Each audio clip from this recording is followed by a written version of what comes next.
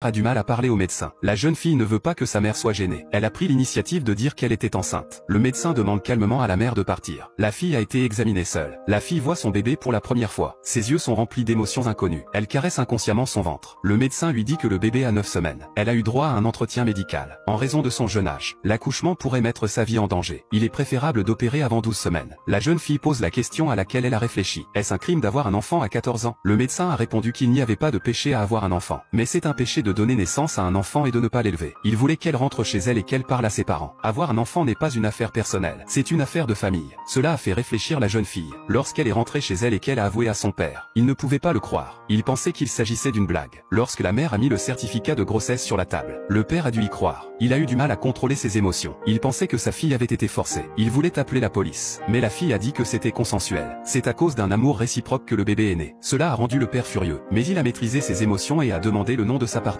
Avec l'encouragement de la mère, la fille a donné le nom du garçon, espérant qu'elle l'appellerait pour qu'il vienne. L'homme a dû prendre ses responsabilités. Mais la fille est réticente. Elle pensait qu'elle était aussi responsable. On en est arrivé là. La fille continue de couvrir l'autre homme. Le père était dévasté. Il a saisi les bras de sa fille et a crié à plein poumon. La mère le repousse. La mère le repousse et prend sa fille dans ses bras. Une famille heureuse tombe dans l'abîme. La nuit, les deux hommes arrivent sur le pas de la porte du garçon. La mère du garçon les a pris pour des vendeurs. La mère s'est manifestée avec force et a fait connaître ses intentions. La mère du garçon est une femme d'affaires très prospère. Son attitude est condescendante. Elle pense que son fils ne ferait jamais une telle erreur. S'il l'a fait, c'est votre fille qui s'est mal comportée. Le père de la jeune fille a failli mourir sur place. Il a dû partir quand il a rencontré une personne aussi déraisonnable. À ce stade, la fille demande au garçon de la rencontrer. Elle lui avoue qu'elle est en train d'avoir un bébé et qu'elle veut l'avoir. Le garçon hésite et dit qu'il doit y réfléchir. Il promet d'être là demain pour répondre. Le lendemain matin, les parents veulent que la fille vienne à l'hôpital pour l'opération. Le père a dit qu'il ferait l'opération plus tôt. Apprendre une leçon. Oubliez tout. Il n'est pas trop tard pour recommencer. La mère est d'accord. La fille pensait que le garçon serait responsable. Voulait attendre la réponse du garçon avant de se décider. Elle espérait que ses parents attendraient un jour. La fille a attendu longtemps à l'endroit prévu. Elle n'a pas reçu d'appel, mais elle a reçu un appel. Le garçon a dit qu'il avait bien réfléchi. Il ne pensait pas que ses parents seraient d'accord. Et qu'ils étaient encore jeunes. Il n'y avait aucun moyen de subvenir aux besoins de l'enfant. Si les gens l'apprenaient, il pourrait être renvoyé de l'école. Les amis resteraient à l'écart. Les membres de la famille seraient réprimandés. Tout jeté pour avoir un enfant. Le garçon ne voulait pas. La fille est rentrée chez elle et a serré sa mère dans ses bras en souffrant. Le lendemain, la mère a emmené sa fille à l'hôpital. La mère a emmené sa fille à l'hôpital.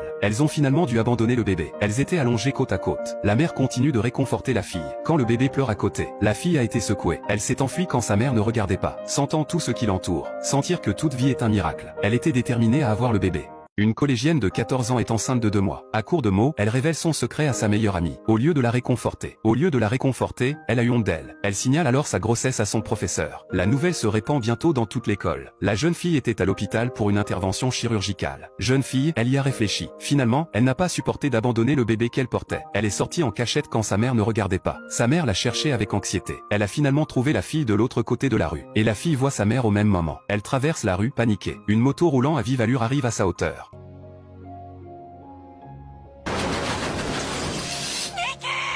Heureusement, ce n'est qu'un petit hématome. Mais la jeune fille ne se soucie pas de sa jambe. Tout ce qui l'intéressait, c'était le bébé dans son ventre. Lorsque le médecin lui a dit que le bébé allait bien, elle a souri. Elle s'est frotté le ventre doucement, comme si elle voulait réconforter le bébé. Le père avait l'air en colère. Le médecin lui a dit que s'il n'était pas d'accord, il ne pourrait pas l'opérer. En désespoir de cause, la mère a emmené la fillette à la pouponnière de l'hôpital. Elle voulait lui montrer combien il était difficile d'élever un enfant, un nouveau-né. Tout ce que vous pouvez faire, c'est manger, dormir et pleurer. Il faut s'en occuper à chaque minute de la journée. Si vous ne faites pas attention, le bébé peut être en danger.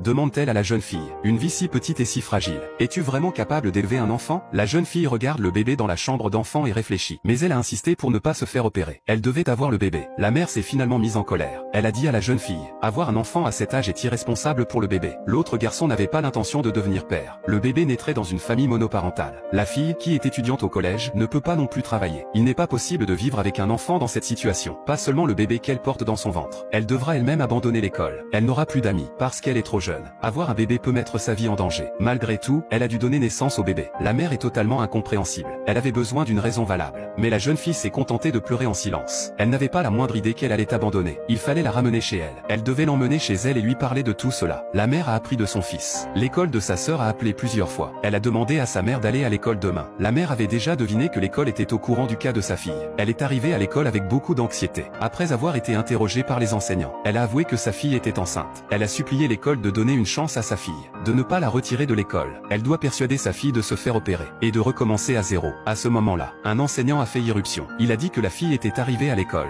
Il y a eu un grand remue-ménage. La jeune fille était accusée par ses camarades de classe. Son ancienne meilleure amie la taquine sur son manque de pudeur. Comment ose-t-elle venir à l'école? Cette lycéenne de 14 ans est enceinte de 2 mois. Mais elle insiste pour aller à l'école. Ses camarades de classe ne l'accueillent pas du tout. Même ses meilleures amies tentent de faire la distinction entre elle et elle. Elle ne pense pas qu'elle doive venir à l'école pour se donner en spectacle. La jeune fille n'est pas contrariée par l'attitude de sa meilleure amie. Depuis qu'elle a décidé d'avoir un enfant, elle était prête à perdre tous ses amis. Elle dit calmement à sa meilleure amie. C'était sa dernière visite à l'école. Elle avait décidé d'abandonner l'école et d'avoir un enfant. Ce fut un tollé. Tout le monde ne comprenait pas pourquoi cette jeune fille de 14 ans devait avoir un enfant. Devant la foule, la jeune fille a expliqué pourquoi elle devait accoucher. Ce n'était pas un sentiment de responsabilité ou une peur de la vie. Elle était trop jeune pour comprendre cela. Elle voulait simplement rencontrer le bébé dans son ventre. Elle voulait le voir. Elle voulait entendre sa voix. Elle voulait qu'il appelle sa mère. Pour cette raison, elle était prête à affronter toutes les épreuves. Sa mère a appris ses raisons. Elle a tenté une dernière fois de le persuader. Mais la jeune fille était déterminée.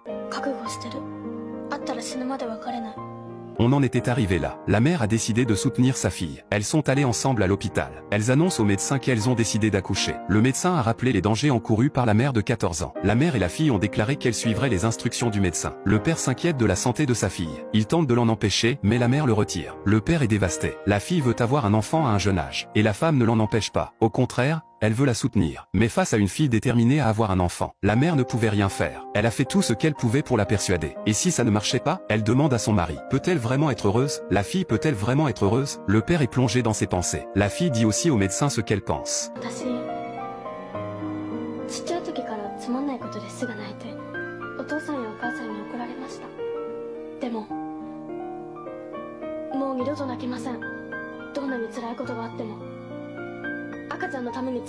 Le médecin a regardé la jeune femme en train d'accoucher. Il s'est en quelque sorte ému. Elle a dit qu'elle ferait tout ce qu'elle pourrait pour aider la jeune fille. Et le père a acquiescé. Mais le lendemain, la mère de l'enfant s'est présentée à la porte. Il s'est avéré que le garçon s'était soudainement enfui de la maison. Lorsque la mère du garçon a découvert que la fille avait décidé d'avoir le bébé, a immédiatement déclaré que la famille ne reconnaîtrait pas l'enfant. Elle est partie en colère. La fille a essayé de retrouver le garçon, mais le père l'en a empêché. La famille ne reconnaîtrait pas le bébé. Dans ce cas, la famille n'a plus rien à voir avec l'enfant. Si vous n'êtes pas prête à élever seul un enfant, ne donnez pas naissance au bébé. Après avoir entendu les paroles du père, la fille a également dit qu'elle verrait le garçon une dernière fois. Il n'y aurait plus de contact. La fille a retrouvé le garçon. Elle lui a dit de ne pas s'inquiéter, qu'elle aurait le bébé, qu'elle l'élèverait bien. Elle lui a dit qu'elle ne l'ennuierait pas quand il serait grand. Elle lui a dit d'étudier dur, de ne pas s'inquiéter pour quoi que ce soit.